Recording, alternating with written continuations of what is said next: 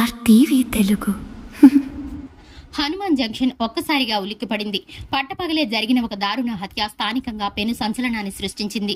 వివరాల్లోకి వెళితే కృష్ణా జిల్లా గన్నవరం నియోజకవర్గం బాపులపాడు మండలం హనుమాన్ జంక్షన్ లో మంగళవారం రాత్రి వేళ కిరాతకం చోటు చేసుకుంది. ప్రముఖ వ్యాపార సంస్థ హెచ్మార్ట్ అధినేత వడ్డీ క్రాంతి కిరణ్ దారుణంగా హత్యకు గురయ్యారు. క్రాంతి కిరణ్ తన షాపు మూసివేసి ద్విచక్ర వాహనంపై ఇంటికి వెళ్తున్న తరుణంలో ఈ ఘాతుకం జరిగింది. పాత కక్షలను మనసులో పెట్టుకున్న హనుమాన్ జంక్షన్ కు చెందిన ఓ వ్యక్తి క్రాంతి కిరణ్ బైక్ పై వెళ్తుండగా వెనుక నుండి అత్యంత వేగంగా విచక్షణ రహితంగా కారుతో ఢీకొట్టాడు. ఈ ప్రమాద ధాటికి క్రాంతి కిరణ్ అక్కడికక్కడే ప్రాణాలు విడిచారు.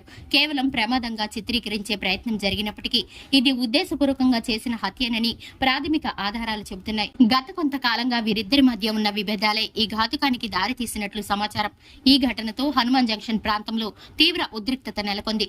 నిందితుడు ప్రస్తుతం పరారీలో ఉన్నట్లు తెలుస్తోంది. స్థానిక పోలీసులు ఘటనా స్థలానికి చేరుకుని కేసు నమోదు చేశారు. ఈ హత్య వెనుక ఇంకా ఎవరి ప్రమేయమైనా ఉందా అనే కోణంలో దర్యాప్తు ముమ్మరం చేశారు.